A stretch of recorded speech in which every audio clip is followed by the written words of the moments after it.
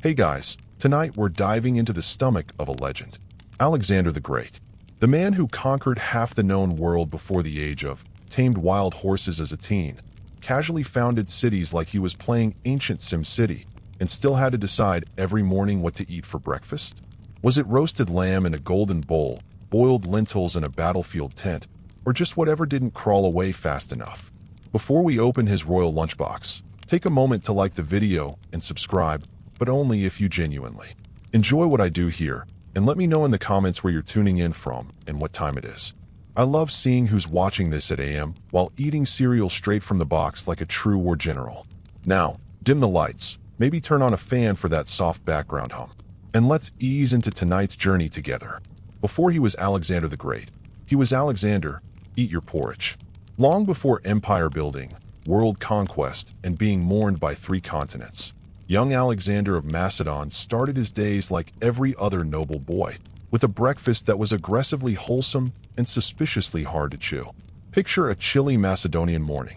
The sun's not even up yet, and neither is Aristotle, but the kitchen is alive with the sounds of boiling barley and people pretending it tastes better today. Breakfast for young Alexander likely consisted of boiled barley GRL, which is just a polite way of saying hot, slightly salty mush. Occasionally, it might have been elevated with a splash of goat's milk, or if it was a holiday, a dried fig that looked like it had been through something traumatic. Next to this steaming bowl of mild despair, there would have been bread, probably made of emmer or barley flour, rough in texture and morally opposed to fluffiness. It was the kind of bread that stared back, that held grudges, that doubled as a blunt object in times of political tension. Olives would make an appearance, too, because nothing says childhood breakfast like bitter, oily fruit soaked in brine. And if you were lucky, and by lucky, I mean born into a royal bloodline with at least one surviving parent, you might get a wedge of goat cheese aged to the point of self-defense and capable of clearing your sinuses from across the room to wash it all down. Wine. Yes, even for a kid. But don't get excited. It was heavily diluted, practically purple water. Macedonians believed drinking pure wine was for barbarians and poets with poor judgment.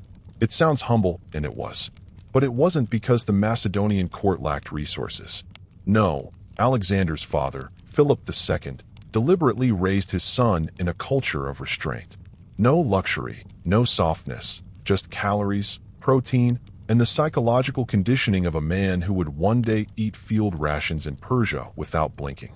So no golden pancakes, no royal eggs Benedict, just mush, olives, and bread so dense it could hold up a collapsing column. Breakfast, the first conquest of the day. Imagine sitting down to eat your lunch, and across from you is Aristotle, philosopher, scientist, and full-time buzzkill when it came to overindulgence. You just want to enjoy your barley bread and maybe a fig, and he's over there giving a TED talk on moderation between bites of lentil stew. Alexander, as a teenager, wasn't just learning how to swing a sword.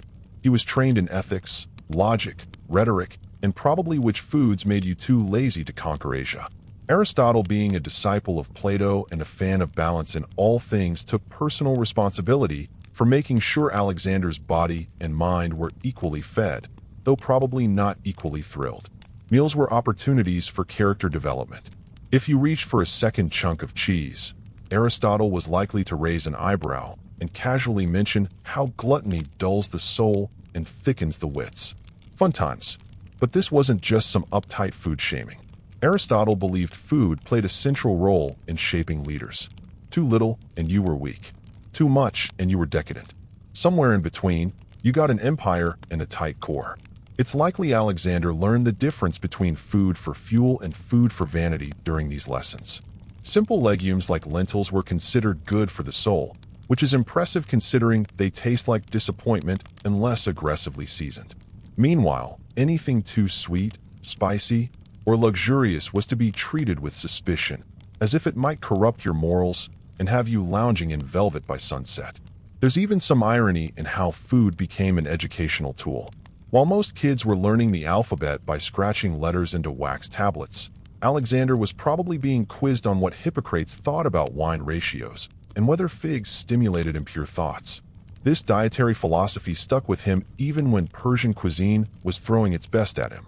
Lamb cooked in pomegranate glaze, rice so fragrant it should have been illegal, Alexander often stuck to the basics: bread, meat, water, maybe a few olives if things were wild. So, no, lunch with Aristotle wasn't fun, but it was formative. Alexander didn't just learn how to conquer cities. He learned how to say no to seconds.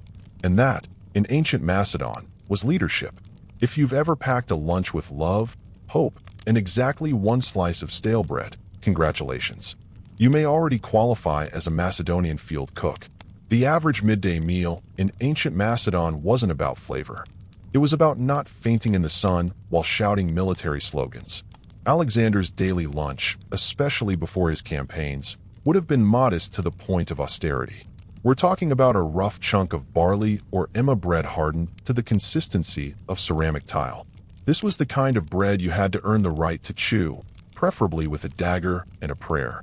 Accompanying this crunchy cornerstone of the meal were a few local treasures: goat cheese that traveled well but smelled like it wanted to fight you, and onions, which were practically a food group in Macedon.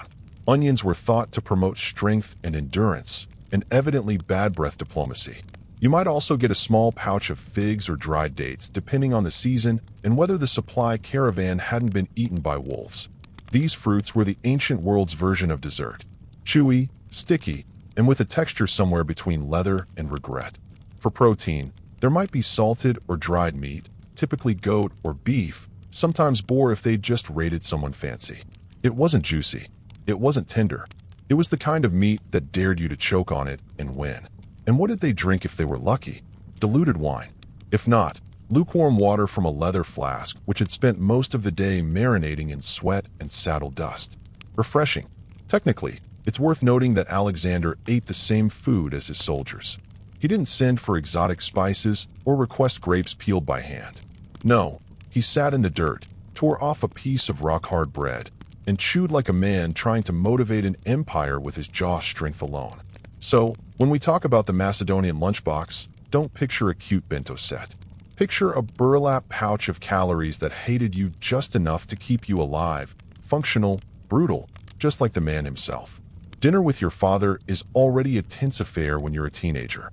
Now imagine your father as King Philip II of Macedon, a man who juggled diplomacy, warfare, and at least 7 wives like it was a competitive sport. Welcome to mealtime at the royal table, where the food was warm and the conversations could lead to exile. Philip's dinners were likely grand by Macedonian standards, but still a far cry from Roman-style gluttony. Thick roasted meats, stews thick with lentils, boiled grains, and a jug of wine that had seen things. The man was famously fond of his drink. Historical sources politely call him heavy drinking. That's ancient biographer speak for your dad's drunk again. Alexander, on the other hand, often abstained or drank sparingly, not because he didn't like wine, but because Philip had a habit of mixing politics with Pinot, and young Alexander was already strategizing around him like a mini general. Nothing spoils your appetite like watching your dad negotiate a military alliance between bites of charred lamb, and the conversation intense. You've got military advisors arguing over borders, poets reciting verses between gulps of stew, and philosophers casually insulting each other in ancient Greek. All while Alexander quietly eats his cheese and plots how to eventually outconquer his father, which he absolutely did, by the way. Occasionally, Philip would bring back exotic ingredients or dishes from other parts of the Greek world. Spiced fish, honeyed pastries, or strange herbs that made your tongue tingle. Alexander tried them. He made polite comments, but he always circled back to the basics. Bread, meat, wine, solid, predictable, useful for empire building. The emotional side of these dinners. Let's just say therapy wasn't invented yet. Philip was both a role model and a raging migraine in sandals. Their relationship was part love, part gladiator match. At one dinner, Alexander even stormed out after Philip drunkenly insulted him. That's how bad the vibes were. And this was before someone tried to assassinate Philip with a spear. So yes, dinner with dad was formative. It sharpened Alexander's political instincts, toughened his resolve, and probably gave him a lifelong preference for quiet meals with fewer stabbing risks. Now, let's talk about Alexander on the road. Not just any road, but the kind that stretches through scorching deserts, snow-bitten passes, and occasionally over the burning remains of your enemies. What's for lunch on this scenic route? A delightful serving of desperation with a side of tactical nutrition. Field rations in Alexander's army weren't made for flavor. They were made for survival, mobility, and ideally not killing you mid-march. Picture a linen pouch filled with barley bread, onions, and dried meat. Ingredients that were travel-friendly, immortal, and borderline spiteful in texture. The bread, dense, hard, unflavored. If you could chew through it without breaking a tooth, congratulations. You were fit for service. These loaves doubled as utensils, shields, and in extreme cases, emotional support objects. Reheated over a campfire, they could almost pass as edible. Cold, you'd sooner bite a rock. Meat, if available, was salted beyond recognition. Goat, lamb, or beef sliced thin, left to dry in the sun, and salted until it became more mineral than muscle. This wasn't jerky. This was ancient dental testing material. It kept well, though, and if you soaked it long enough in water or wine, it might even bend. Onions and garlic were constant companions, not because they were fun, but because they were cheap, pungent, and believed to boost stamina. Nothing says, "I'm ready for battle," like breath so intense it clears assailants. For hydration, there was diluted wine, not enough to get drunk, but just enough to make the water taste less like saddle leather and regret. Straight water was rarely safe, especially when you were miles into Persia and the local streams were busy being cursed. There were exceptions. Occasionally, after a victory, Alexander allowed a feast. Roast animals, flatbreads with herbs, wine that didn't taste like boiled sandals. But those were rare and always followed by another brutal march. It was never luxury for luxury's sake. It was reward with a return to reality baked in. So yes, field rations weren't gourmet, but they kept you alive, alert, and just angry enough to take on the next empire. And Alexander, he ate the same thing. Not because he had to, but because he believed no man deserved better food than his army. Picture this. You've been marching for days through blistering heat. Your sandals are basically leather regrets, and your throat feels like it's been personally cursed by the sun god Helios. Suddenly, a soldier finds a meager puddle.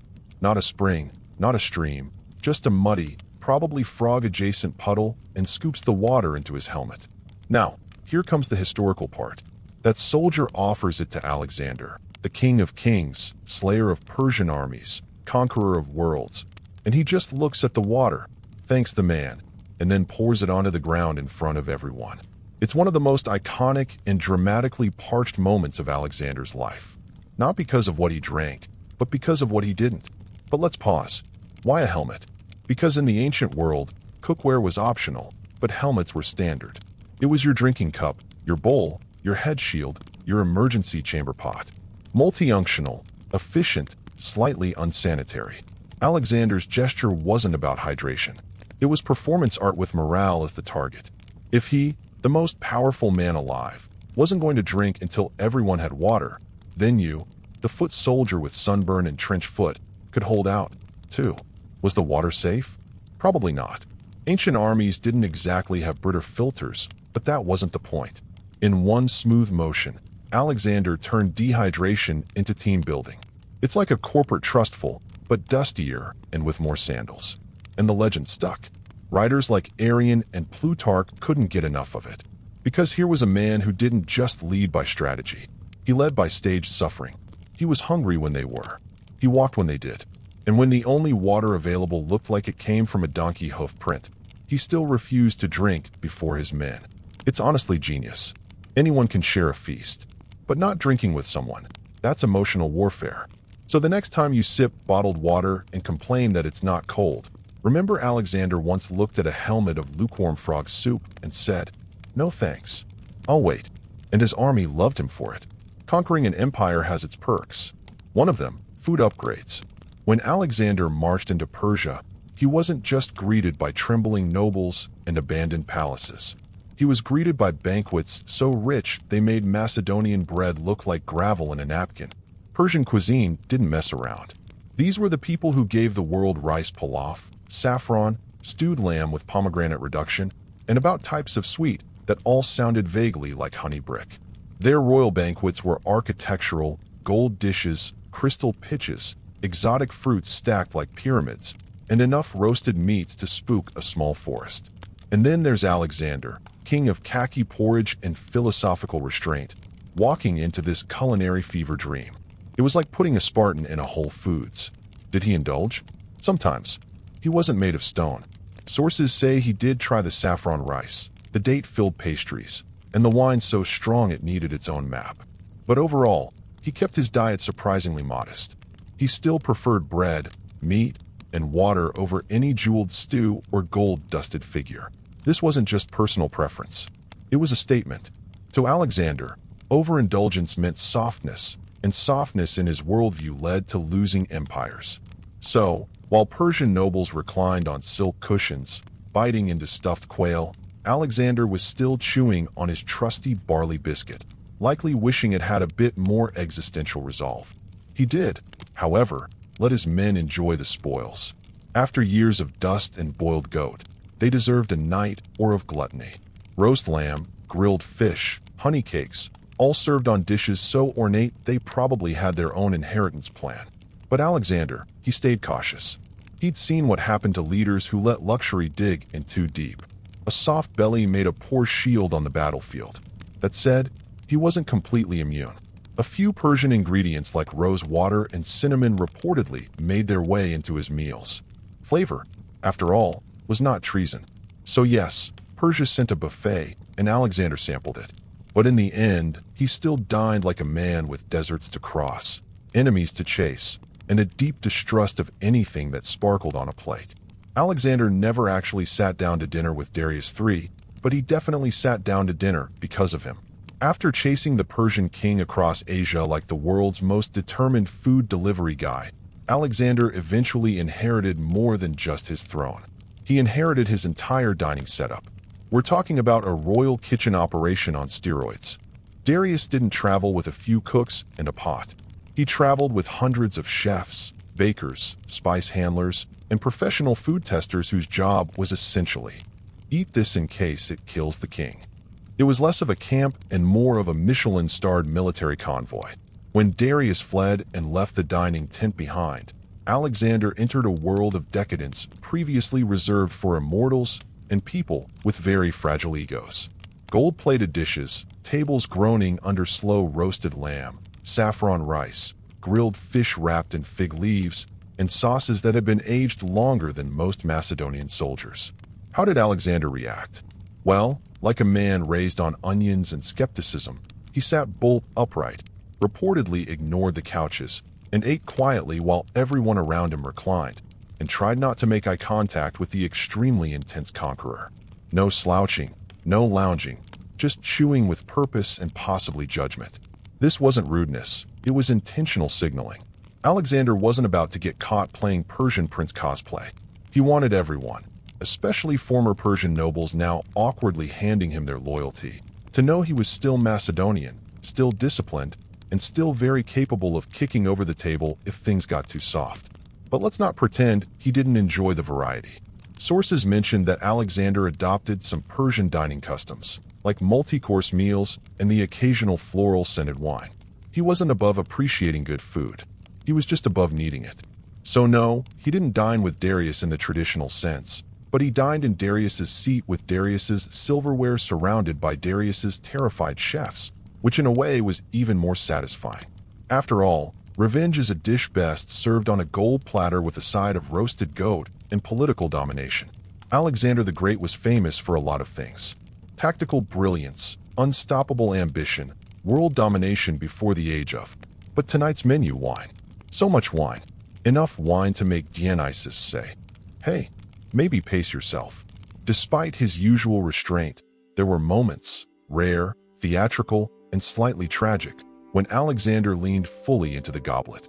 The most infamous of these took place in Persia, when the conquering hero, surrounded by luxury and a lot of people who nodded too quickly, hosted a massive, flamingly indulgent banquet.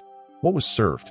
Likely an overwhelming spread of Persian delicacies, roasted lamb, rice pilafs, spiced fruits, date syrups, and wine poured like it owed someone money. There were toasts, long ones, emotional ones, possibly ones that involved dramatic recitations of Homer and crying about Achilles. Then came the incident.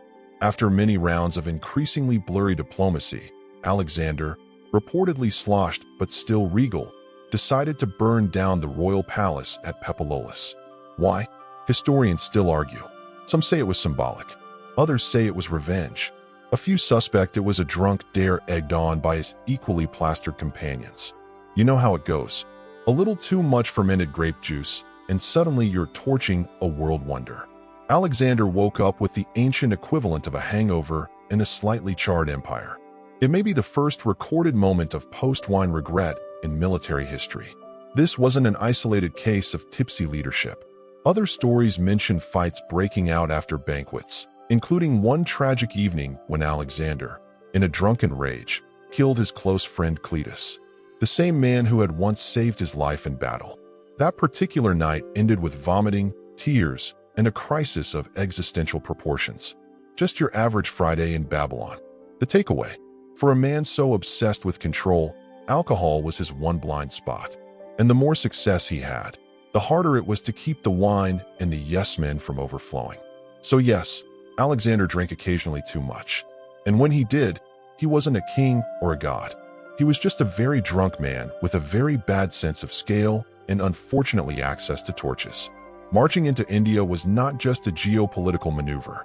It was a culinary curveball for Alexander and his exhausted flatbread troops. They had crossed scorching deserts, trudged through freezing mountain passes.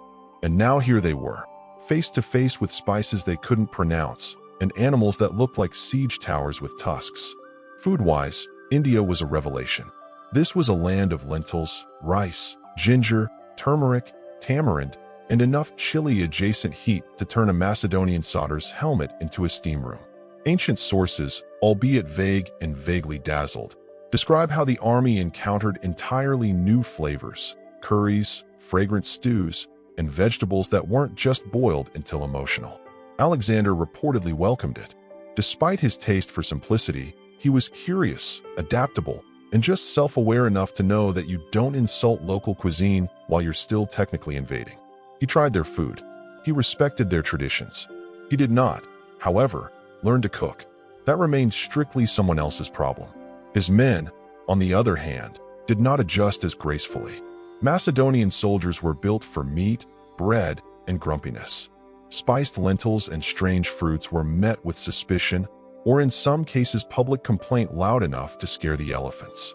Rumor has it many soldiers began missing good old barley stew. That is, if you can call barley stew good. Then came the elephants, not as dinner, mind you, as battlefield opponents. Alexander, always the pragmatist, probably took one look at a war elephant and said, "Okay, we're not eating that, but we're definitely hiring a few." Still, Indian hospitality came with tables full of richly flavored dishes, goats simmered in spices, fried doughs, date desserts. Even if Alexander stuck to small portions, he couldn't ignore the overwhelming generosity. In fact, some reports claim he sent food back to his troops as a morale booster, which is ancient general speak for here. Try this and stop crying. Ultimately, India expanded more than just the empire's borders. It expanded their taste buds, their spice tolerance, and their emergency bathroom planning. And for a man who had once considered a salted onion lunch, this was growth. You can conquer Persia, march through Egypt, cross into India, and dine with kings, but eventually the lentil always finds you. For Alexander, no matter how far he wandered, or how many golden feasts were laid before him, he kept circling back to the culinary equivalent of a shrug, boiled lentils. Humble, unpretentious, and textured somewhere between mushy gravel and warm skepticism, lentils were his dietary North Star. Now, was this because he loved lentils? Probably not. No child dreams of one day ruling the world while munching on lukewarm legumes. But lentils were practical, nutritious, and most importantly, politically neutral. They didn't scream luxury, didn't stir envy, and didn't cause diplomatic incidents. They were just there like sandals or your most loyal but boring advisor. In a world of exotic foods and dangerous banquets, lentils were safe. They didn't come from suspicious sources. They didn't require translation, and they certainly didn't lead to palace arson. See Wine, chapter. For a ruler who slept with a dagger under his pillow, this was ideal cuisine. Historically, lentils had long been a staple in the Greek and Macedonian diet. High in protein, easy to store, and cookable with just a pot, fire, and low expectations. Add a little vinegar or oil, maybe some crushed garlic if you're feeling fancy, and voila, the ancient version of I'm too tired to cook. Some sources suggest that even in Babylon, with access to every spice, roast, and delicacy imaginable, Alexander still requested simple meals, and lentils, of course, made the short list. It wasn't a punishment. It was philosophy, a nod to discipline, and maybe a subtle flex. I could eat honeyed quail wrapped in gold leaf, but I choose mushy brown pulses. It's also likely that lentils reminded him of home, of training in the Macedonian hills, of dinners with Aristotle where the food came with moral lessons, and of military camps where the only thing consistent was the sound of chewing something slightly tragic. So yes, the lentil returned, not with a fanfare, but with a quiet plop into a wooden bowl, and Alexander, emperor of half the known world, picked up his spoon and ate. Because even greatness needs fiber. When you think of royal snacks, you might imagine grapes peeled by trembling servants or delicate pastries served on silver trays while a harpist plays something emotionally complex in the background. But for Alexander the Great, snacking wasn't quite so cinematic. Most of the time, snacks were consumed while riding horseback, overseeing a siege, or casually redrawing the boundaries of the known world. So convenience was key. Snackability was measured not by flavor, but by whether it could survive being dropped in a saddlebag, stepped on by a horse, and still be technically edible. Enter dried figs, olives, roasted chickpeas, nuts, and hunks of aged goat cheese so firm they could double as projectiles. These were the granola bars of the ancient world, compact, rugged, and emotionally indifferent. Dried figs were a favorite, portable, sticky, and packed with sugar and energy. They gave Alexander a quick burst of stamina, which was handy when you were conquering cities before lunch. Olives were salty, oily, and known to stain your tunic at inopportune diplomatic moments. But hey, electrolytes. Roasted chickpeas, meanwhile, were the popcorn of antiquity. Crunchy, satisfying, and plentiful, though tragically unbuttered. And nuts, especially almonds and walnuts, provided protein, fat, and something to chew on while debating whether to cross another mountain range. Alexander's commanders likely carried similar fare, sometimes wrapped in cloth or stored in small leather pouches. No Tupperware, no airtight bags, just dust-covered finger food handed around between sword fights. And of course, there was always road dust. Not intentionally consumed, but practically unavoidable. Everything had a layer of it. The bread, the meat, the figs. There's a reason ancient armies were lean. They were constantly chewing on sand and pretending it was seasoning. Some accounts even suggest that Alexander, despite having access to finer things, often chose to eat like his soldiers. He didn't want to appear distant or pampered, and snacking on goat cheese while sitting on a rock with your men. That's ancient military relatability. So, no, royal snacks weren't decadent. They were durable, functional, and flavored mostly by the environment, which for Alexander tasted like ambition, road grime, and the occasional fig. Every empire has its moments of culinary excess, and Alexander's conquests were no exception. While his daily meals were often practical and aesthetic, there were occasional banquets, particularly after victories, where things went weird. Not past the salt weird, more like, is that a fire breathing dancer weird? Victory feasts were diplomatic theater meets calorie binge. You'd have Persian nobles trying not to weep into their golden napkins, Macedonian soldiers wondering if honeyed lizard was a joke, and Alexander sitting at the head of it all, attempting to keep things from descending into interpretive wine-fueled warfare. These banquets were filled with roasted animals too large for one table, bowls of pomegranate-drenched rice, pastries shaped like birds, and wine poured by men wearing more jewelry than clothes. There were also live performances, music, poetry, acrobats, possibly an elephant or two doing something symbolic and vaguely threatening. But the real chaos came with the toasts. In Macedonian tradition, drinking wasn't just encouraged. It was practically weaponized. Men would try to out-toast one another in volume of wine and emotional monologue. It started with to Alexander and ended with someone shouting, "I would die for your sandals," while weeping into a leg of lamb. One of the most famous banquets gone rogue occurred in Samarkand, where Alexander tried to merge Macedonian and Persian traditions by having both peoples feast together as equals. A beautiful idea, a logistical nightmare. Language barriers, cultural misunderstandings, and the fact that Persian cuisine included sauces, while Macedonian cuisine considered salt an indulgence. It was bound to end in someone flipping a platter. Sometimes the weirdness was unintentional, like when Alexander hosted a banquet in a city that had been recently conquered and still smelled like smoke, or when people brought extravagant tribute dishes, live peacocks, honey-glazed camel, allegedly, or a pudding that required 6 servants and divine patience. These feasts were more than just meals. They were political statements, unity stunts, morale boosters, and occasional lessons in why you don't let the guy from Thrace near the wine amphora.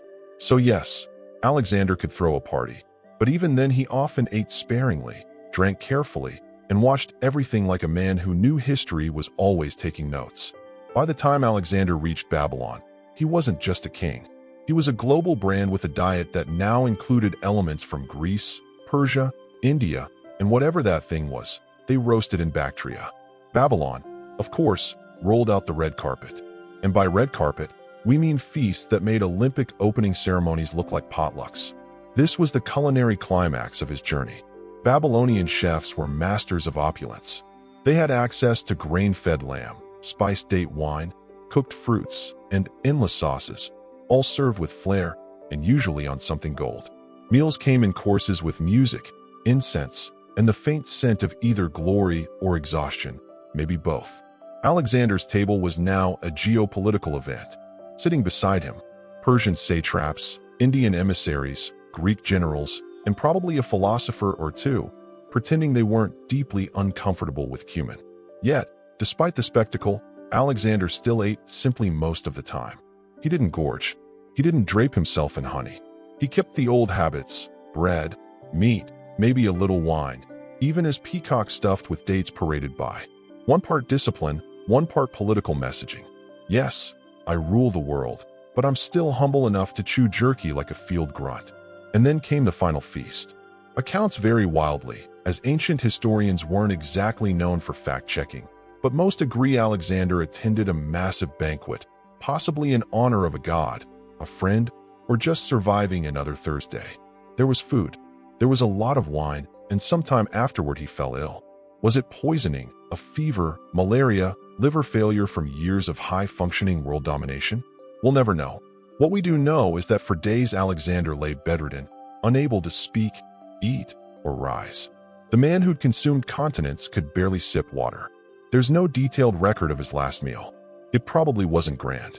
It might have been a cup of wine or just a damp cloth on his lips. In the end, the conqueror of empires went the way of all mortals. Quietly, humbly, and possibly hungry. So ended the feasting. So ended the man.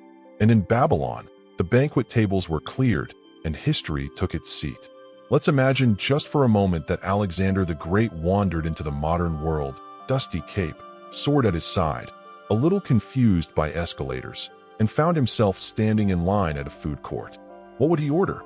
Let's be clear, Alexander wasn't a man for fluff. He didn't suffer indecision, and he certainly didn't believe in build-your-own bowl. He'd scan the options: fusion tacos, rainbow smoothies, deep-fried everything, and likely settle on something simple, portable, and protein-packed. He'd skip the sugar-crusted trend foods and probably head straight for a lamb gyro, nodding approvingly at the roast meat spinning like a mini war chariot. Barley-based energy bars, familiar territory, lentil soup, a nostalgic favorite. Grilled onions, yes, but only if the smell reminded him of conquest and poor impulse control. Fast food would puzzle him, but military efficiency might win him over. The idea of food being ready in under 2 minutes would have felt like witchcraft in Macedon, though he'd probably want to inspect the kitchen and possibly conquer it. If forced to deal with a modern menu, he'd have questions. Why is this called a Caesar salad? Was he not stabbed in the forum? Why is this chicken general so? What army did he command? And upon tasting a milkshake, this is delightful. What animal did you milk to get sugar? Health-wise, he'd probably thrive. His original diet, light on carbs, heavy on walking in before breakfast, was already influencer approved. Paleo, he basically invented it. Keto, that's just campaign season. Yet, even with all this novelty, it's likely Alexander would still crave simplicity. A flatbread, some roasted meat, a a cup of wine, mixed, of course, because he wasn't a barbarian. No glittery cupcakes, no avocado toast, definitely no food served in a mason jar. Why? Because Alexander wasn't just a man of appetite. He was a man of purpose. Food was fuel, a tool. Occasionally, a morale booster, but never the main event.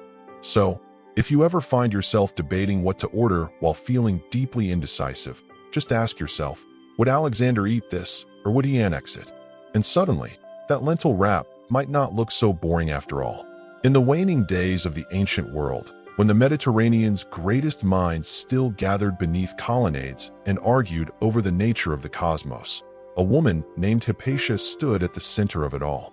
Born around CE in the intellectual melting pot of Alexandria, she was not supposed to lead, not according to the customs of the time. Yet there she was, not just participating in philosophy and science, but excelling in them. Her father Theon was a respected mathematician and philosopher associated with the Great Museum of Alexandria, a center of learning that still echoed the fading legacy of the once mighty library. But while most fathers taught their sons to read and ride, Theon went all in on his daughter. He trained Hypatia in arithmetic, geometry, astronomy, and Platonic philosophy. She didn't just memorize theories. She questioned them, debated them, and taught them. By the time she reached adulthood, Hypatia had outpaced her father in both intellect and influence. Her lectures drew students from across the empire, pagans, Christians, skeptics, and zealots alike. She taught openly in the streets and lecture halls, wrapped in her philosopher's cloak, commanding attention not with authority, but with clarity. She explained celestial motion, conic sections, and the properties of numbers with such brilliance that people described her as nearly divine. And this was not some cloistered scholar hidden in dusty rooms. Hypatia moved freely through the male-dominated world of late Roman Egypt, offering counsel to city officials and even Roman governors. She embodied the old world, the classical world, one that was slipping fast beneath the tides of religious transformation and imperial instability. But Alexandria was no longer just a city of books. It was also a battleground of faiths. Christianity rising, paganism waning, and politics becoming more dangerous than any equation. Hypatia's fame, her independence, and her status as a symbol of rational classical thought began to stir envy and resentment among those who preferred revelation over reason. Still, in those early years, she was untouchable. Hypatia was the final light of a fading era, a woman revered not because she fit into the world of men, but because she rose far above it. In an age when women were expected to marry, bear children, and stay far from the lecture halls, Hypatia did something profoundly subversive. She chose the life of the mind. And more importantly, Alexandria let her, sort of. Her presence was radical, but her intellect made it hard to argue with her. Hypatia didn't claw her way into intellectual circles. She was invited. Her mastery of mathematics and astronomy placed her at the forefront of Neoplatonism, a philosophical movement blending the teachings of Plato with elements of mysticism. Think lofty ideas about the soul's journey, the nature of ultimate reality, and the ladder between the material and divine, all delivered with geometric precision. Hypatia's lectures weren't just academic snooze fests either. Her reputation was magnetic. Students came not just from Alexandria, but from all corners of the empire eager to sit at her feet. Many of them were upper-class Roman men who paradoxically learned about logic and discipline from a woman whom their own societies would have silenced. She taught publicly, not in secret. She rode through the city in her philosopher's cloak, commanding attention in forums and amphitheaters, often giving speeches in front of mixed crowds. It wasn't just her knowledge that captivated. It was her character. Hypatia was famously aesthetic, uninterested in wealth or pleasure. She remained unmarried, perhaps deliberately, to maintain her independence and philosophical purity.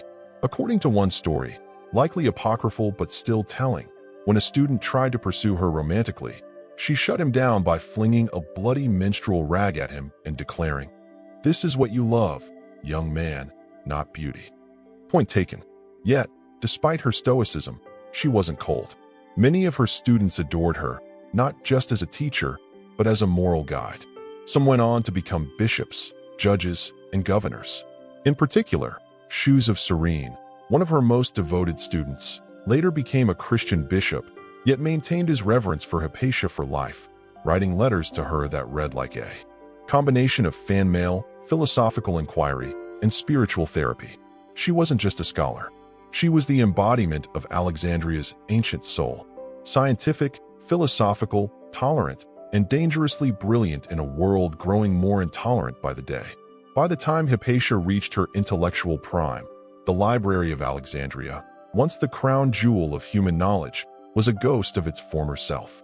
The original structure had been destroyed in waves of war, neglect, and political chaos. What remained was scattered across the city.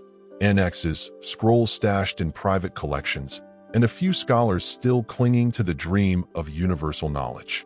Among them, none shone brighter than Hypatia. Though she wasn't the official librarian of what was left, many considered her the de facto heir to that legacy. She edited and preserved important mathematical texts, most notably works by Diphantus and Apollonius.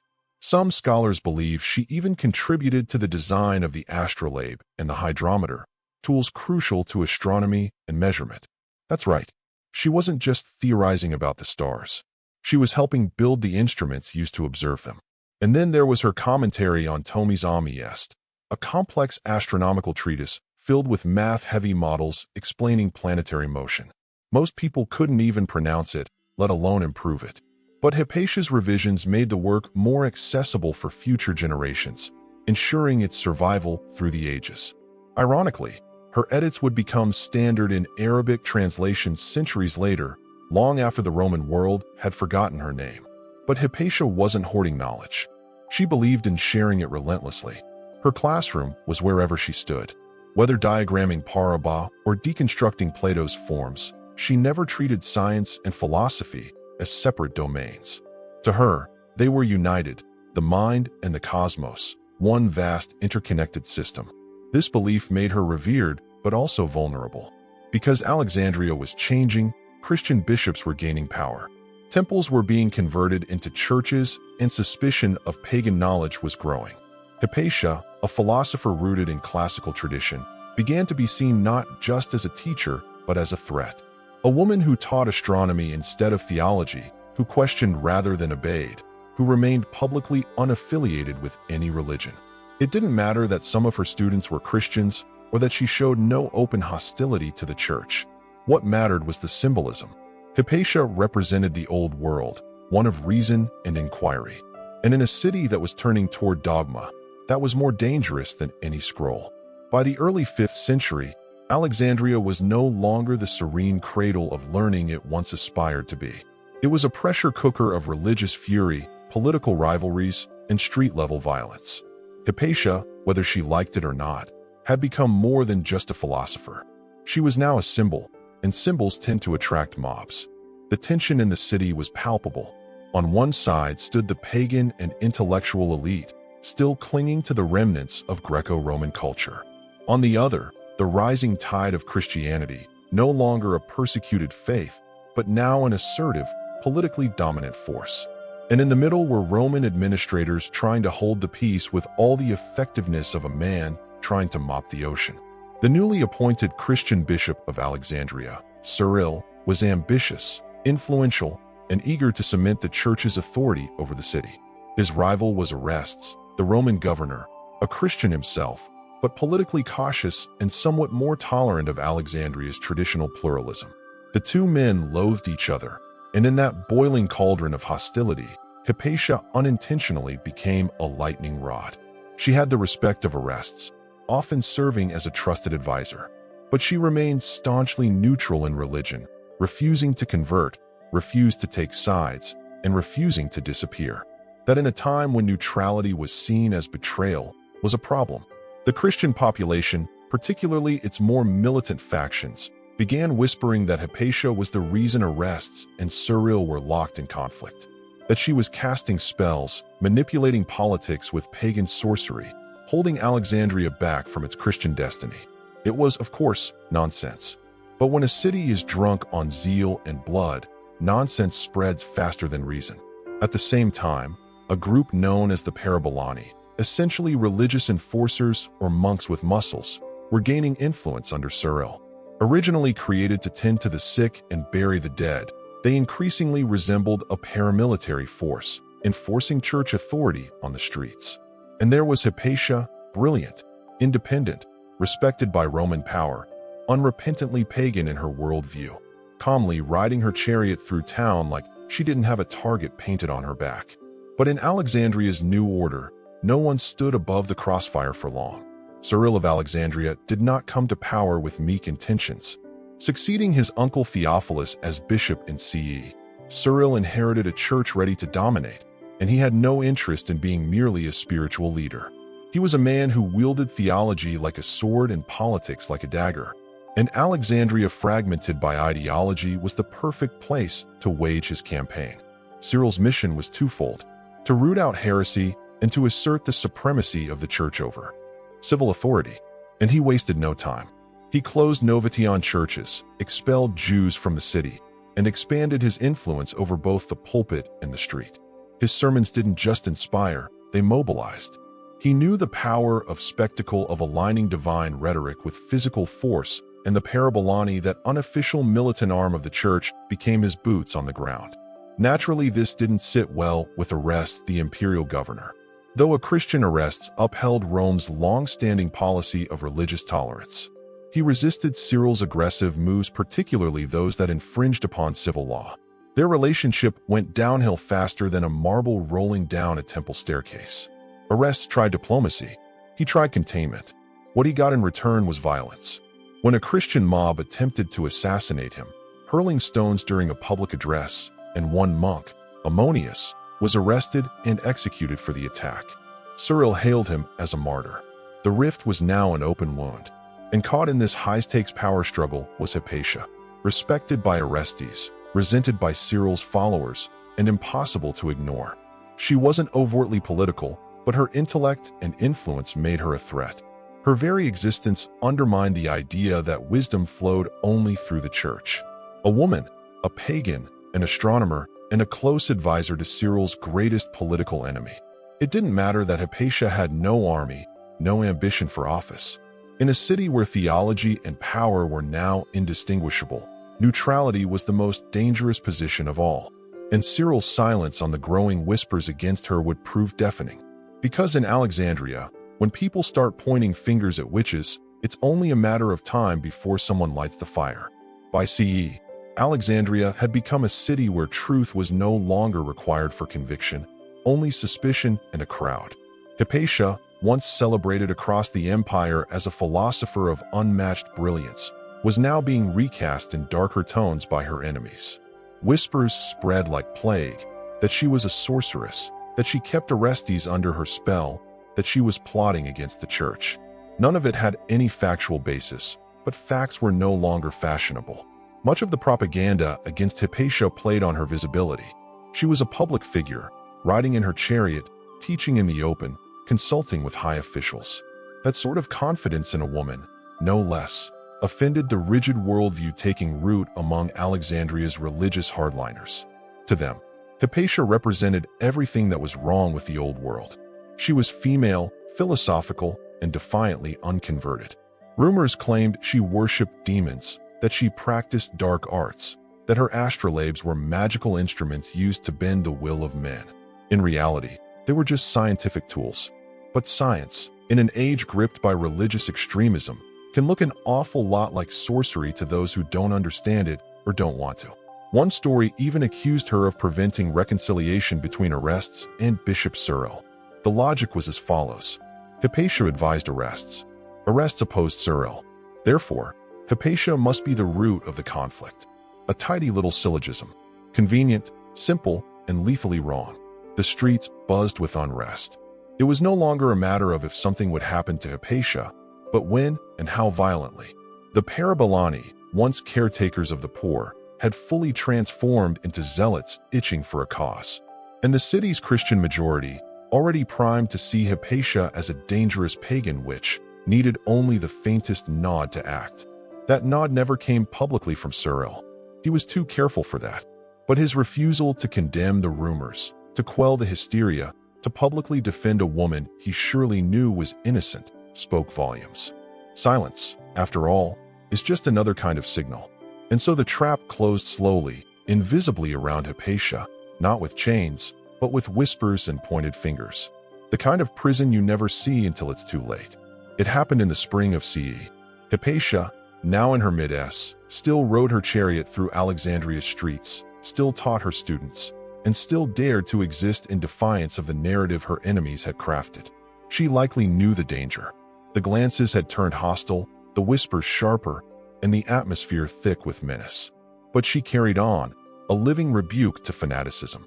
And then one day they came for her. It wasn't an organized trial or an official execution. It was a mob frenzied, righteous, and brimming with hate. Led by the Parabolani and allegedly stirred by a man named Peter, a reader in the church, they intercepted her in the streets. She was dragged from her chariot, stripped of her clothing, and hauled into a church building, a sacred space turned into a butcher's den. What happened next is difficult to describe without flinching. Contemporary accounts, particularly that of the historian Socrates Scholasticus, say the mob murdered her with roof tiles or oyster shells, flaying the flesh from her bones. Others say they tore her body apart limb by limb. What we do know is that after they killed her, they burned the remains. An extra insult, as if erasing every trace of her existence would somehow make the deed righteous. It was a murder not of policy, but of passion, the kind fueled by ideology, not legality.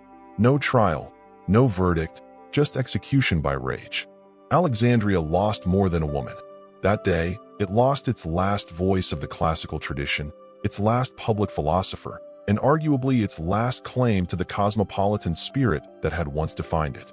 Arrest was powerless to respond. Cyril, he expressed regret but distanced himself from any responsibility. There were no arrests, no public inquiry.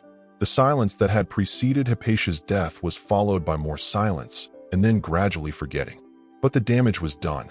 With Hypatia's death, a symbolic door slammed shut on antiquity's age of reason. It marked the end of Alexandria as an intellectual capital and the beginning of its descent into theological rigidity.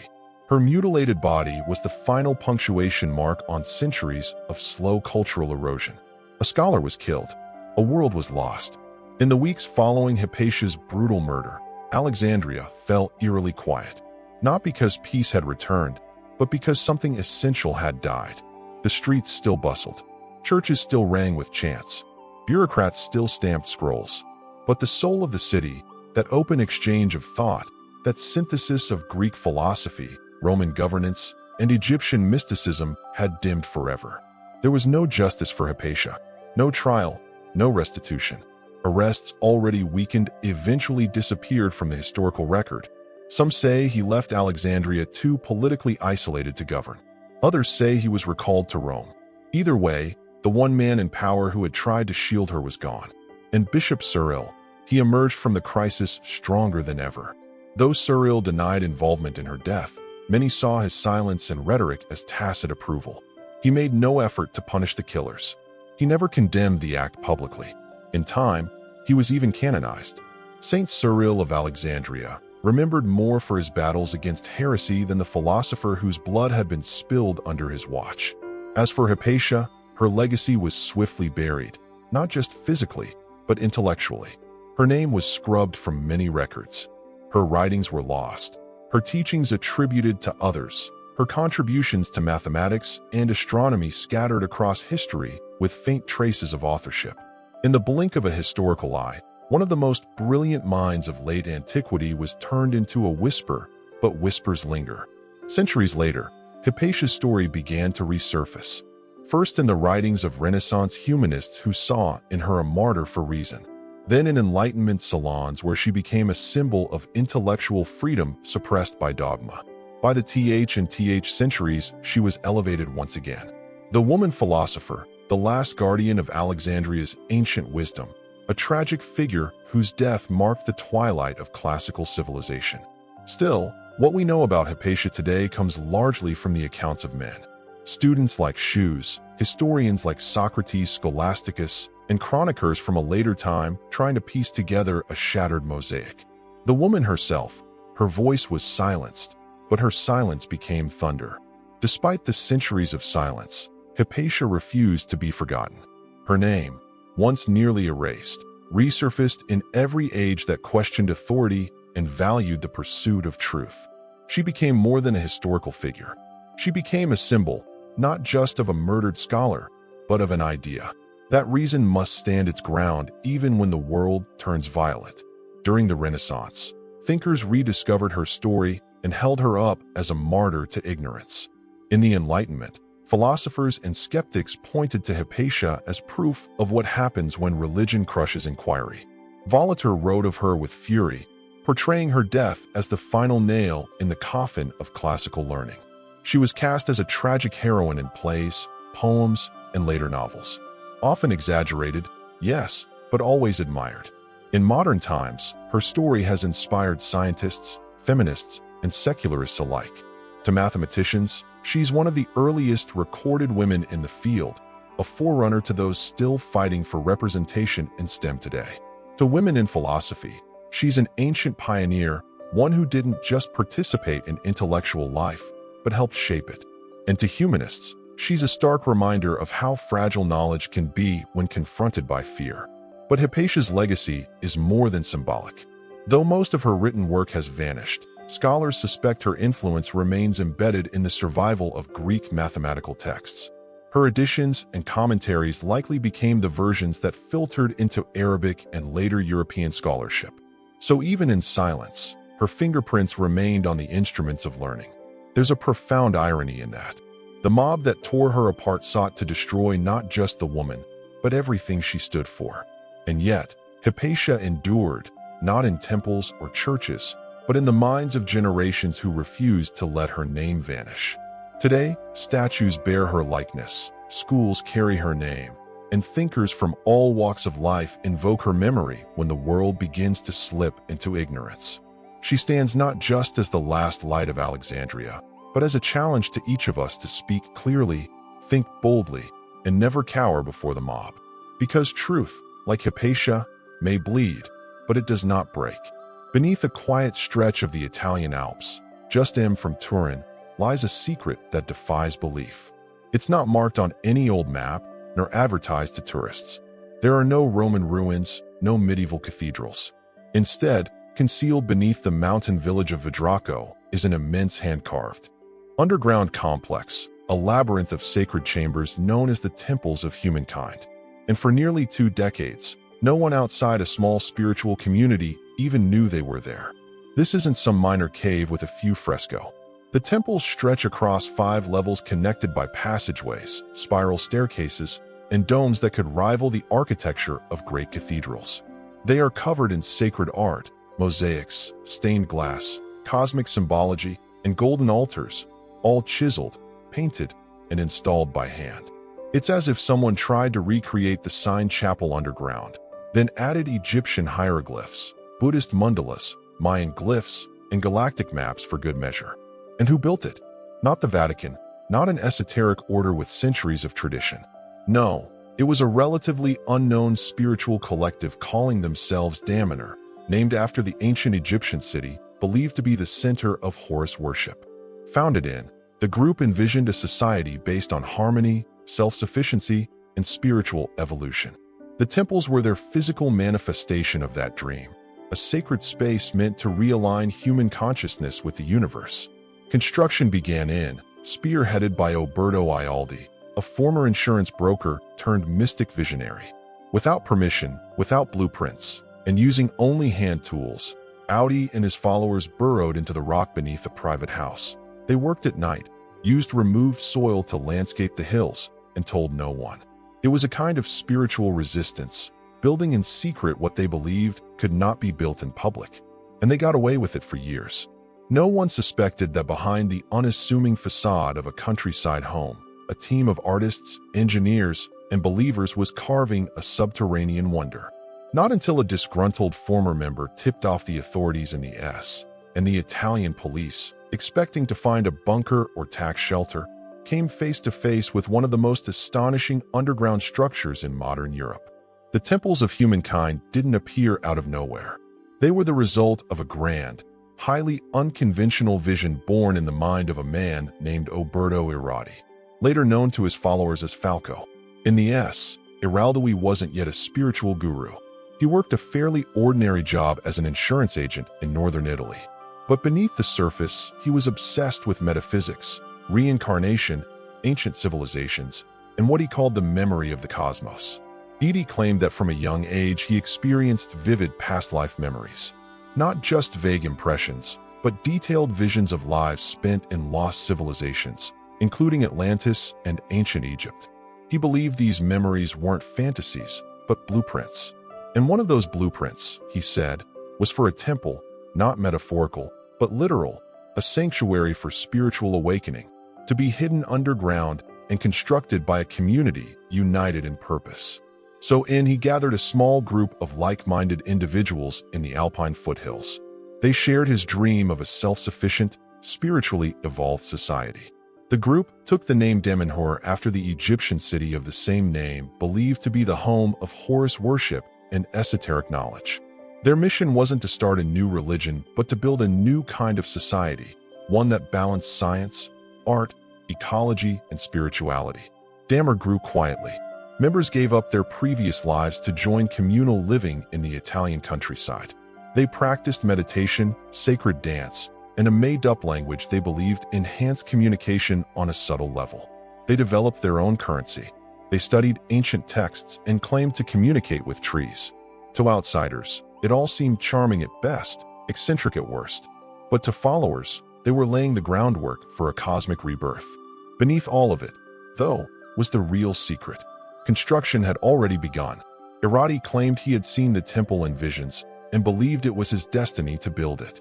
With picks, hammers, buckets, and unwavering conviction, Damanhurans began excavating, not knowing if they'd ever finish or if they'd be caught.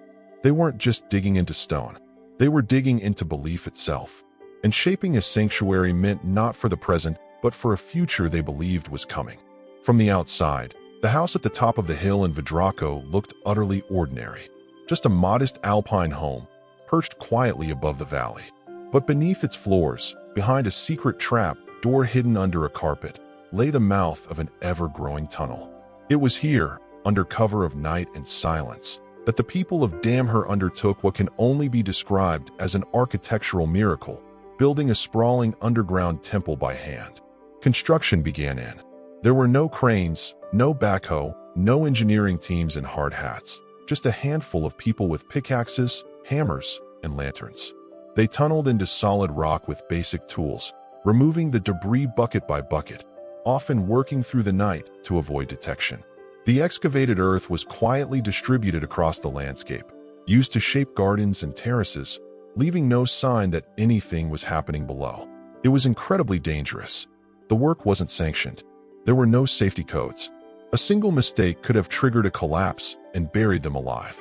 But the Damanhurans believed they were protected by faith, destiny, and the guidance of higher intelligences. This wasn't just construction.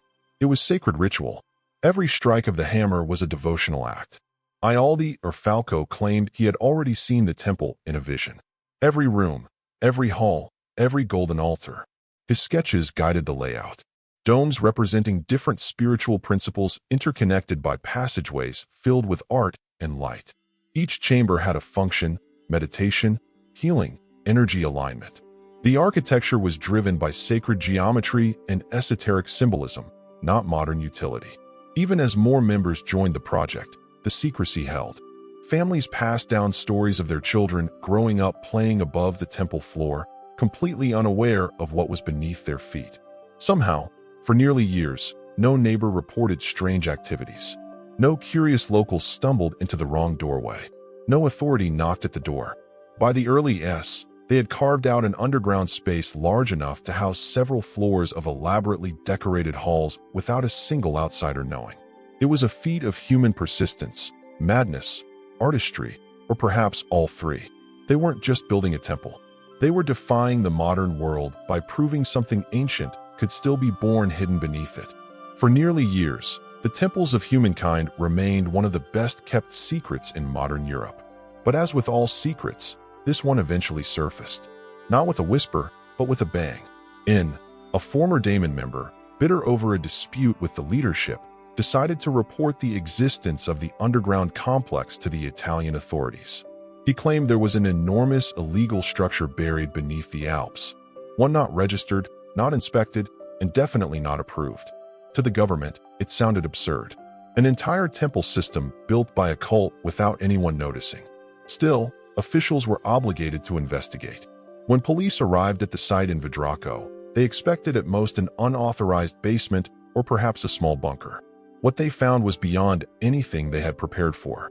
Upon entering through the concealed trapdoor, they descended into vast chambers glittering with mosaics, golden altars, and stained glass windows, all underground. Marble pillars, vate domes, sacred symbology from every known spiritual tradition. The officers were stunned. Some reports say they believed they had discovered a lost civilization. The sheer size and artistry of the temples defied logic. This wasn't just a secret room. This was a multi-level architectural wonder carved out of bedrock hidden in plain sight. News of the discovery spread quickly, and public reaction was a chaotic mix of fascination, outrage, and bureaucratic panic. The Italian government, initially alarmed, issued an immediate stop-work order and threatened to seal the complex permanently. After all, no permits had been filed, and there were serious concerns about structural safety. But something unexpected happened. Instead of recoiling in fear or ridicule, the public was intrigued. Photos of the chambers, particularly the Hall of Mirrors and the Blue Temple, began circulating in Italian newspapers.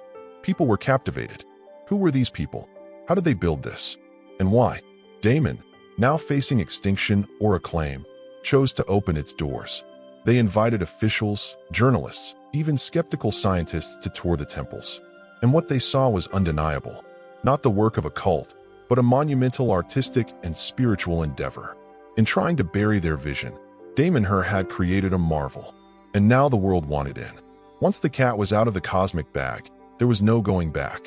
With the threat of demolition looming, the Damana community made a bold choice: complete transparency.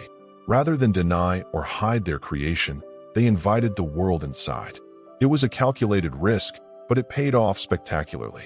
Journalists, archaeologists, engineers, and even skeptical government officials were escorted down into the mountain to see what had been carved beneath their feet. And what they found was less secret cult lair and more underground Vatican meets Gordy subconscious. There was the Hall of Mirrors, a massive chamber with mirrored walls, stained glass ceilings, and tiled floors that reflected light like a kaleidoscope of energy. There was the Hall of Earth, shaped like a chalice dedicated to the feminine principle and ancient earth goddesses.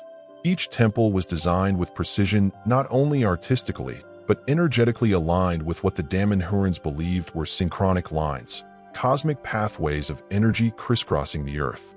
The architecture was built to resonate with these lines, amplifying their effects and turning the space into a kind of spiritual engine. Italian authorities, now facing public fascination and media buzz, had a problem on their hands. Yes, the temples were technically illegal, but demolishing them would mean destroying a modern artistic marvel that had captured the public's imagination. In a rare twist of bureaucratic mercy, the government chose to regulate instead of erase. Rather than shut the complex down, they allowed Damana to retain ownership under strict safety and preservation guidelines. Engineers reviewed the structural integrity. Historians cataloged the symbolism. Artists simply stood in awe. By the mid-S, the temples of humankind had been transformed from a forbidden mystery into a cultural phenomenon. The group launched guided tours and spiritual retreats. Filmmakers and photographers documented the halls. Critics remained, of course, but curiosity far outweighed condemnation. What had once been hidden was now open to the world. And in a strange reversal, the very secrecy that once protected the temples had become their greatest marketing tool. People didn't just come to see art. They came to stand inside a miracle that wasn't supposed to exist. The mountain had kept it secret. Now it whispered it to everyone. To the untrained eye, the temples of humankind might seem like an eclectic art project gone off the rails. All colors, symbols, and cosmic flair. But to the Daemonhurans, every square inch has purpose. This wasn't just a sacred space. It was a machine for consciousness, a metaphysical tool designed to amplify spiritual energy, awaken latent human potential, and realign humanity with the cosmos. At the core of Damer's philosophy is the belief that Earth is crisscrossed by synchronic lines, energetic currents similar to ley lines or acupuncture meridians. These lines, they say, connect powerful sites across the planet. The pyramids, Stonehenge, Machu Picchu, and now the underground temples in Vidraco. The temples were not randomly placed. They were intentionally built at the intersection of these lines, making them, in Damanhurian logic, a sort of interdimensional charging station. Each chamber within the temples reflects a different spiritual concept. The Hall of Water, for instance, is dedicated to past lives and emotional healing. The Hall of Spheres is considered the temple's energetic nucleus, a place intended to communicate with higher intelligences and distant civilizations. No, not metaphorically. The Damanhurians genuinely believe that consciousness exists beyond Earth and that the temples act as a beacon. It's not just symbolic. The community incorporates sound, geometry, and material resonance into the architecture to activate these energies. Walls are embedded with copper coils. Quartz crystals are positioned to reflect frequencies. Every element from colors to symbols to materials is chosen based on how it resonates with human consciousness and planetary harmonics. Visitors often describe strange experiences, feeling waves of energy, hearing unexplained tones, or entering altered states of awareness. Whether placebo or power grid, the temples do seem to have an effect. Even skeptical scientists have noted unusually strong electromagnetic activity in some chambers. But for the Damanhurian faithful, science only confirms what they already know. This is a living temple, one that interacts with intention, emotion, and thought.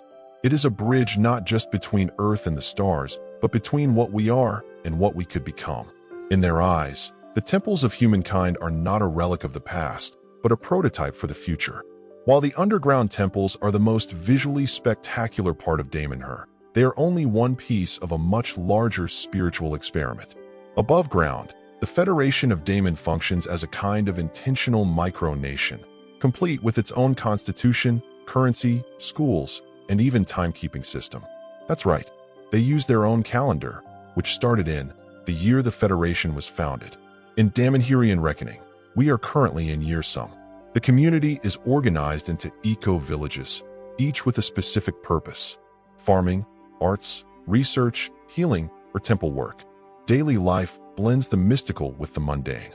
Residents grow their own food, participate in group meditations, and meet for weekly social alchemy sessions designed to align the individual's spiritual progress with the group's collective evolution. At its peak, Damanhur boasted over 1,000 members from more than countries. Newcomers don't just join casually. They undergo an initiation process and are encouraged to live communally, give up some personal possessions, and contribute their skills to the collective. Professions range from sculptor to software developers. Everyone is expected to contribute to the whole. Education plays a huge role in Damanhuran life. Children are taught not only math and language, but also sacred geometry, ancient mythology, and energy awareness. There's even a Damanhurian university offering courses in esoteric sciences, spiritual physics, and alternative healing methods. If it sounds like Hogwarts with solar panels, you're not far off. At the philosophical center of it all is the idea that divinity exists in all things, and that humanity's purpose is to awaken to its role as co-creator with the universe. This means living harmoniously with nature, exploring consciousness, and using creativity as a spiritual tool. To outsiders, the community can seem eccentric, even cult-like, but there's no single deity, no enforced dogma, and no charismatic tyrant. Leadership is democratic and roles rotate. Members are free to leave, and many do. Critics exist. Some former members cite internal pressures, ideological rigidity, or burnout. But even critics admit it's unlike anything else on Earth. Damanhur isn't just a commune or a spiritual retreat. It's an ongoing social experiment, a place where people try in earnest to live a myth, not just read about one. To walk through the temples of humankind is to enter a universe made of symbols. Every wall, ceiling, and floor is layered with meaning, mythological, mathematical, cosmological. But Daman doesn't see art as mere decoration. Here, art is sacred technology, a tool to awaken the spirit, unlock ancient memory, and communicate with the divine without saying a single word. Their aesthetic is not random. It weaves together Egyptian iconography, Celtic spirals, Hindu deities, and futuristic star maps. One chamber might depict the Eye of Horus, while another features stylized DNA strands or planetary alignments. These are not just pretty patterns. They're intentional codes. Damon Hurans believe these symbols speak to the soul's language, bypassing the rational mind and triggering deeper awareness. But why blend so many cultures and traditions? According to their teachings, all myths are fragments of a larger universal truth. Stories told in different tongues pointing to the same cosmic source. The temples aren't claiming to recreate any one religion. Instead, they seek to harmonize them all, not in a bland mashup, but as a deliberate integration of human spiritual history. Then there's the matter of language, or rather languages. Damanhur developed its own sacred language called sacred language. Not very original, but accurate. It consists of thousands of ideogs, each designed to express spiritual concepts that ordinary speech supposedly fails to capture. You'll find these glyphs carved into stone and glass throughout the temples, shimmering in gold leaf, etched into colored marble, floating above doorways like glowing spells. To the community, these symbols aren't invented, they're remembered. Falco claimed that this language comes from ancient civilizations predating our recorded history, possibly even from extraterrestrial origins. In other words, the symbols are less created and more recovered, like spiritual fossils of an earlier, wiser age. Visitors often describe the experience of being inside the temples as emotional, even overwhelming. Many cry. Some say they feel a strange sense of familiarity, like they're remembering something long forgotten. And that's exactly the point. The temples aren't designed to explain. They're designed to evoke. Because in Damanhur, truth isn't taught. It's awakened through story, symbol, and the silence between words. The temples of humankind were never meant to be monuments to the past. They were and still are a blueprint for the future. Not just a spiritual future, but a cultural one where architecture, consciousness, and community fuse into something new. While the world above rushes forward with technology and division, the world beneath Vidraco continues to expand slowly, intentionally, one brushstroke at a time. Even today, the temples are not finished. Damanhur considers them a living organism, constantly evolving. New chambers are added, old ones are renovated, murals are touched up, new symbols added to reflect the changing energy of the community. Unlike traditional sacred sites frozen in time, the temples of humankind breathe. They grow with the people who built them. In the years since their discovery, Damanhur has expanded its global reach. The Federation now includes centers in other countries, online courses, and a stream of international visitors who come for spiritual retreats, energy healing, or simply curiosity. While some arrive expecting New Age fluff, many leave deeply affected, not necessarily converted, but moved by the sheer ambition of the place. After all, how many communities actually build cathedrals from scratch, underground, in secret? Yet, Damanhur isn't without its critics. Skeptics raise eyebrows at some of its claims: past lives, synchronic lines, interstellar communication. Others worry about its cult-like intensity or the degree of devotion expected from members. But through it all, the Federation has endured not by isolating itself, but by opening its gates. Today, the temples are a symbol of possibility. What can be created when art, intention, and community come together? They remind us that the great sacred sites of the ancient world, the pyramids, the cathedrals, the ziggurats, weren't just buildings. They were expressions of collective belief. Damon dares to ask, why do we stop building like that? And maybe that's the legacy of the temples of humankind. Not their beliefs, but their boldness. In a world obsessed with efficiency and spectacle, a group of ordinary people decided to dig into the earth and make something sacred by hand in silence for the sake of beauty and spirit. It's not just a temple. It's a question carved into stone. What are you creating with your life? Long before satellites orbited Earth or sailors shouted land ho, human beings were already on the move, tracing coastlines, crossing deserts, and scribbling their ideas of the world into clay, stone, or hide. Travel wasn't just about curiosity. It was about survival. The very first explorers weren't adventurers. They were gatherers and traders, hunters and refugees. But over time, movement became more than necessity. It became strategy, and eventually it became legacy. The earliest maps weren't grand to graphic masterpieces. They were scratched patterns on cave walls, carvings on bones, or mental images passed down orally. Around BCE, the Babylonians etched one of the first known maps onto a clay tablet, not of the world, but of a single region marked with rivers, towns, and mountains. To them, the earth was a flat disk surrounded by a cosmic ocean with Babylon naturally at the center. It wasn't geographically accurate, but it reflected something even more important: intent. These people wanted to understand their surroundings. They wanted to navigate. But how do you travel without roads, signage, or star charts? You watch the sun. You study the stars. You memorize the terrain, the migration of animals, the direction of the wind. And if you're lucky, you pass that knowledge to someone who remembers it better than you. Ancient Polynesians, for instance, mastered navigation using ocean swells, bird flight paths, and the position of constellations. Meanwhile, traders in Mesopotamia followed river routes like the Tigris and Euphrates, turning seasonal floods into shipping lanes. In these early civilizations, travel was rarely solo. It was communal, slow, and often dangerous. Travelers risked bandits, storms, disease, and simply getting lost forever. But they also brought goods, languages, ideas, and technologies across regions. Trade routes began to form like veins across the body of the ancient world. Exploration didn't need to reach new continents to be revolutionary. Sometimes it was enough to reach the next city-state, the next oasis, the next fertile valley. Those tiny steps created the web of interaction that would become civilization itself. So when we speak of ancient exploration, we're not just talking about distant journeys. We're talking about a primal urge to know what lies beyond the horizon and to leave a footprint on the unknown. The ancient Egyptians weren't known for wandering far and wide, but when they did travel, they did so with flair, ritual, and often an armed escort. The Nile was their highway, and it wasn't just for pleasure cruises. Pharaohs dispatched expeditions south to Nubia, east into the Sinai, and even further into mysterious lands like Punt, a semi-mythical kingdom that Egyptians called God's land. Its location is still debated. Somalia, Eritrea, southern Arabia.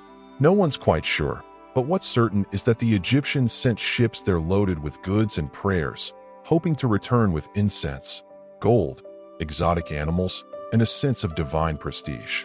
One of the most famous recorded expeditions occurred during the reign of Queen Hatshepsut, Egypt's formidable female pharaoh. Around BCE, she launched a voyage to Punt and proudly recorded the journey on the walls of her mortuary temple at Deir Bahai. The carvings depict massive ships, men carrying myr trees, and locals with unusual features and elaborate headdresses. This wasn't just trade. It was diplomacy, propaganda, and spiritual alignment all rolled into one. Egyptians also ventured into the Sinai Peninsula, not just for conquest, but to mine turquoise and copper. These expeditions often involved hundreds of workers, scribes, soldiers, and priests. Travel was state-sponsored and heavily documented. Pharaohs weren't sending lone adventurers. They were deploying logistical machines. Officials recorded everything: what was mined, who participated, and how many offerings were made to the gods to ensure a safe journey. Despite being surrounded by deserts, Egypt wasn't isolated. Caravans moved through the western desert, connecting oases and bringing in goods from as far as Libya. Sea travel, though dangerous, allowed contact with Byblo, Crete, and other eastern Mediterranean ports. But make no mistake, ancient Egyptian travel was not easy. Whether by land or boat, expeditions were slow, risky, and costly. Yet, they were seen as essential extensions of divine order. When the pharaoh moved, Egypt moved, and every journey reinforced their worldview, that Egypt was the center of the universe, and everything else, whether friend, foe, or foreign, existed to be known, tamed, or honored. For them, exploration was not rebellion against the gods. It was service to them. If ancient Egypt looked inward toward its river and gods, the Phoenicians were the ones staring out across the sea and building ships to chase the horizon. Emerging around BCE, from the coastal cities of Byblo, Tai, and Sidon in present-day Lebanon, the Phoenicians didn't conquer land. They conquered water. And in doing so, they became the ancient world's most daring navigators and traders. They were not an empire in the traditional sense. No vast armies, no towering ziggurats. But they built something arguably more impressive, a network. The Phoenicians established trade routes that stretched across the Mediterranean from the Levant to North Africa to Cyprus, Sicily, Spain, and even to the mysterious edge of the Atlantic at the Strait of Gibraltar. Along the way, they founded cities, the most famous being Carthage, which would later rival Rome itself. What made them successful? Boats. Sleek, fast, and durable. Phoenician ships were the marvels of their day. They used a combination of OES and sails with high hulls for protection and curved designs that cut through waves. These weren't just transport vessels. They were floating marketplaces loaded with cedar wood, glacier, textiles dyed with their famous purple pigment, and alphabetic script carved into stone and traded like high-tech. Yes, the Phoenicians also gave us one of the greatest tools for human connection, the alphabet. Their script simplified writing, moving from cuneiform and hieroglyphs to a system of just characters. It would go on to influence Greek, Latin, and eventually our modern alphabets. But travel for the Phoenicians wasn't without peril. Pirates prowled the waters. Storms could crush ships into splinters, and every new harbor brought the risk of unfriendly locals or economic competition. Still, they persisted, not as conquerors, but as connectors. They brought tin from Britain, silver from Iberia, papyrus from Egypt, and spices from Arabia. Some sources, including Herodotus, even claim that Phoenician sailors under Egyptian sponsorship circumnavigated Africa as early as the 10th century BC. That's a bold claim. But if anyone in the ancient world could have pulled off such a feat, it was probably the Phoenicians. They didn't build monuments. They built routes, and in doing so mapped the heart of the ancient world through wind, wave, and trade. While Mediterranean sailors cut across waves and traded city to city far to the east, another kind of journey was unfolding. Slower, dustier, and just as transformative. In ancient China, travel didn't mean ships on the sea. It meant caravans crossing deserts, winding through mountains, and braving some of the most unforgiving terrain on Earth. This was the beginning of what we now call the Silk Road, a vast network of overland routes that connected East Asia with the Middle East, Central Asia, and eventually Europe. Its origins trace back to the Han Dynasty around the Indus century BC, when the Emperor Wu of Han sent an emissary named Zhang Qian westward to establish alliances against nomadic invaders. Zhang Chun failed in his political mission, but in doing so, he accidentally discovered entire civilizations beyond China's western frontier. He returned years later with stories of Persian goods, Central Asian horses, and exotic cultures. The emperor wasn't thrilled about the delay, but he was fascinated by the possibilities. Trade routes blossomed. Chinese merchants began exporting silk, lacquer, spices, jade, and porcelain. Products so desirable that they became status symbols from India to Rome. In return, caravans brought back horses, glassware, wool, and gold. But it wasn't just goods that traveled. Ideas, technologies, and religions crossed borders. Buddhism moved from India into China. Art styles merged. Instruments were exchanged. Even paper invented in China would eventually find its way west, revolutionizing written communication.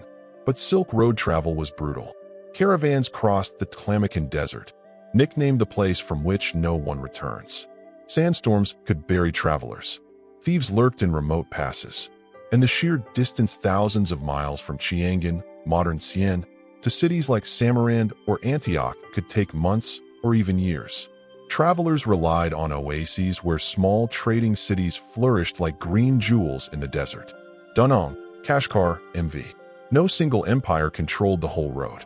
It was kept alive by a patchwork of kingdoms, tribes, and city-states, each maintaining a piece of the route and taxing what passed through. And yet, despite its complexity, it worked, creating a web of connection that reshaped the ancient world. The Silk Road wasn't a single trail. It was a circulatory system, pumping life, belief, and ambition across continents. While deserts, rivers, and seas posed major obstacles to ancient travelers, the Persian Empire took a different approach. They built roads, long, durable, well-maintained roads, and not just for the sake of moving armies or goods. For the Aymid Persians, roads were the infrastructure of empire itself, a way to tie together a patchwork of conquered lands, languages, and cultures into a single coherent system. At the heart of this vision was the royal road commissioned by Darius the Great in the 5th century BC, stretching over miles from Susur in Persia to Sardis near the Iron Sea. This highway connected the empire from east to west, enabling couriers, merchants, and military officers to traverse vast distances at unprecedented speed. Thanks to a system of relay stations with fresh horses and supplies, royal messengers could cover the entire route in just 2 days. A stunning achievement for the time. For comparison, the average traveler or caravan would take about months. But the road wasn't just fast. It was secure. Patrols, fortifications, and outposts ensured safety for those who traveled under the king's banner. Travelers from across the empire, from Babylonian scribes to Greek diplomats, used the royal road not only to move goods, but to move ideas, rumors, and politics. In many ways, it became the empire's information superhighway. The Persian Empire's road system extended beyond the royal road, linking cities like Ecbatana, Persepolis, and Babylon, and stretching out toward Egypt, India, and Central Asia. Way stations called caravans offered rest and supplies for weary merchants and travelers. These structures would later become vital components of Islamic and Silk Road travel centuries down the line. More than just infrastructure, Persian roads symbolized the empire's desire to unite its many parts, not through force alone, but through connection.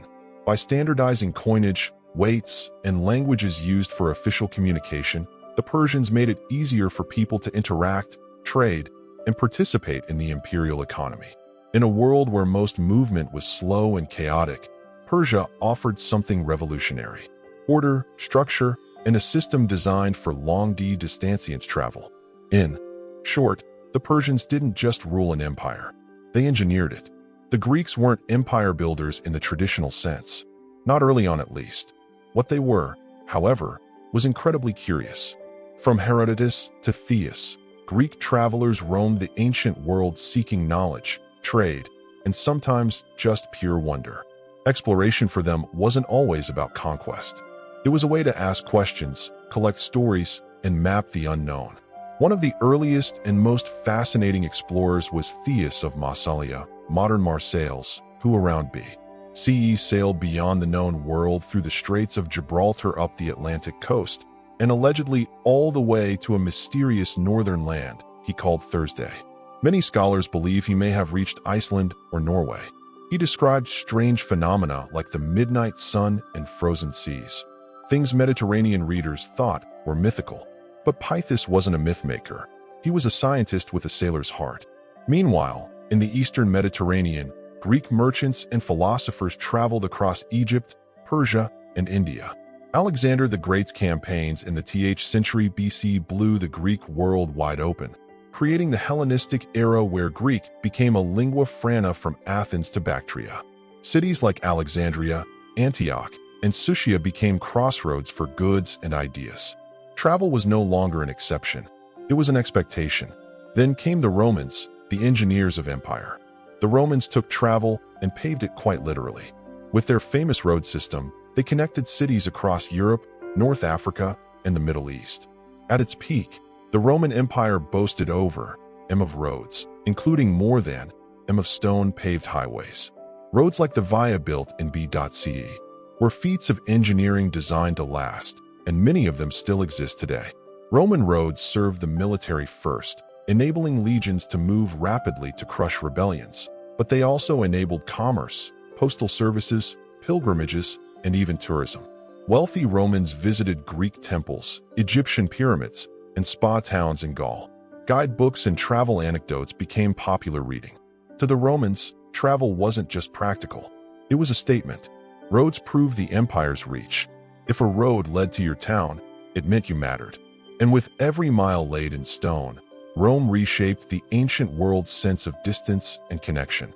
While land routes like the Silk Road carried caravans through deserts and mountains, another network, just as vast and ancient, stretched across the waters of the Indian Ocean. These were the maritime silk routes connecting ports from East Africa to India, from the Arabian Peninsula to Southeast Asia. Long before the age of sail, sailors were navigating monsoon winds, crossing enormous distances and turning the ocean into a global marketplace. The key to it all, monsoon winds, predictable seasonal currents that reverse direction each half of the year. Ancient mariners learned to time their journeys with the winds, heading east when they blew in from Africa and west when they reversed. With this knowledge, ships could reliably cross the open ocean, making voyages that once seemed impossible.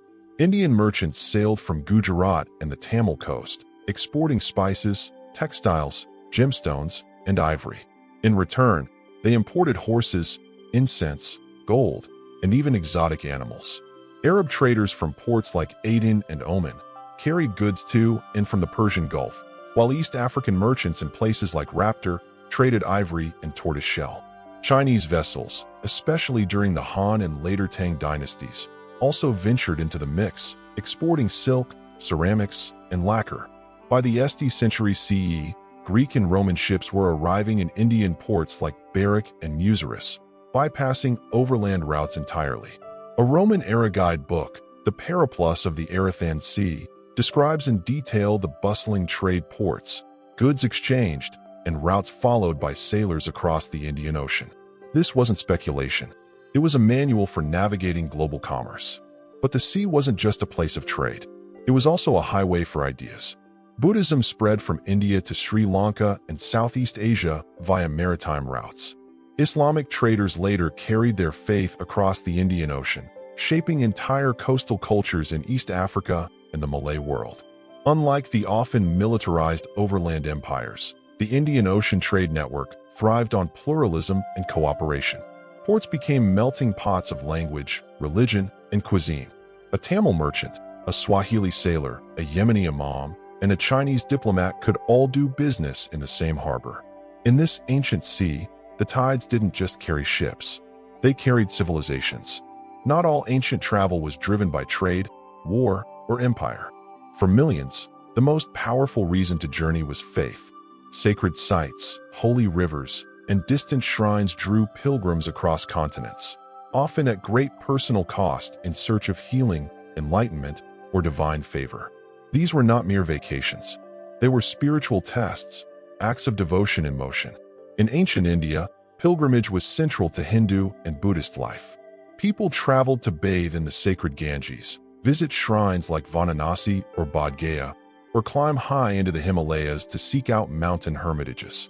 These journeys, often long and perilous, were believed to wash away karma and bring one closer to liberation.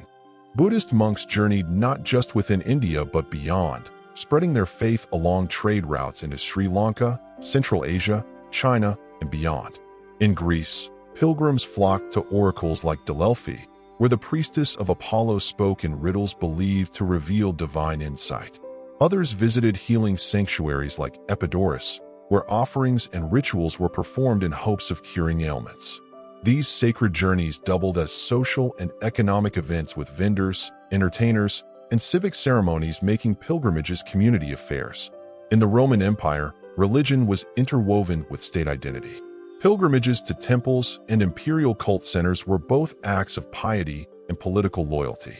Devotees might travel to the Temple of Asclepius for healing or make the trek to Jerusalem. Then under Roman control, as part of Jewish religious tradition, especially during festivals like Passover. Pilgrimage was also a cornerstone of Zoroastrian and Egyptian traditions. Ancient Persians traveled to fire temples, while Egyptians made sacred journeys along the Nile to participate in temple festivals such as those at Abydos, believed to be the burial place of Osiris. These sacred travels often blurred the lines between spiritual and political space.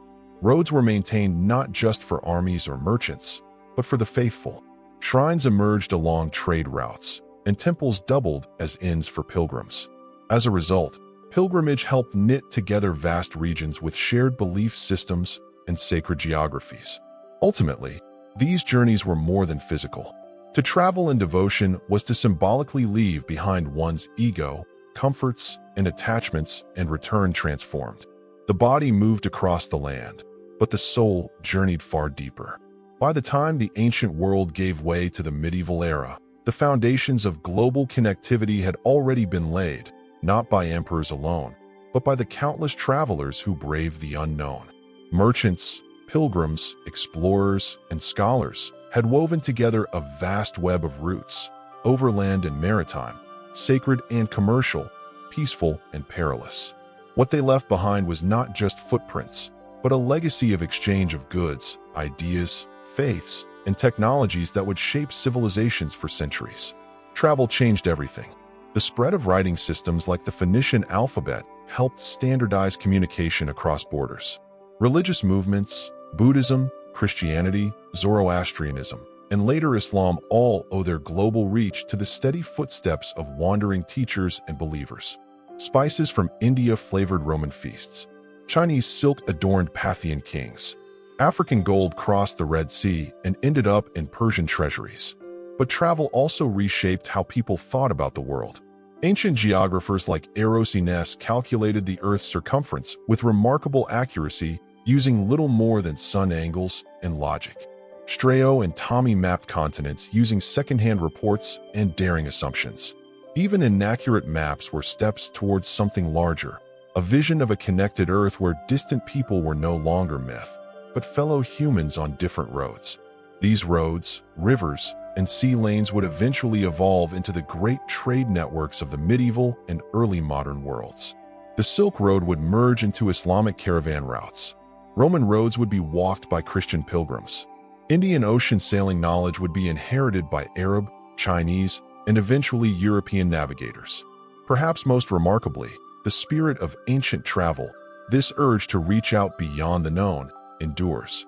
The modern world may be powered by engines and GPS, but its heart still beats with the same curiosity that drove Phoenician sailors, Chinese caravanners, and Egyptian emissaries thousands of years ago. They didn't have passports, credit cards, or travel insurance, but they had boldness and vision and an unshakable belief that the world beyond the mountains, the dunes, or the waves mattered, that what lay beyond the horizon was worth the risk. And because they believed that we inherited a world tied together not just by trade or conquest, but by human movement itself.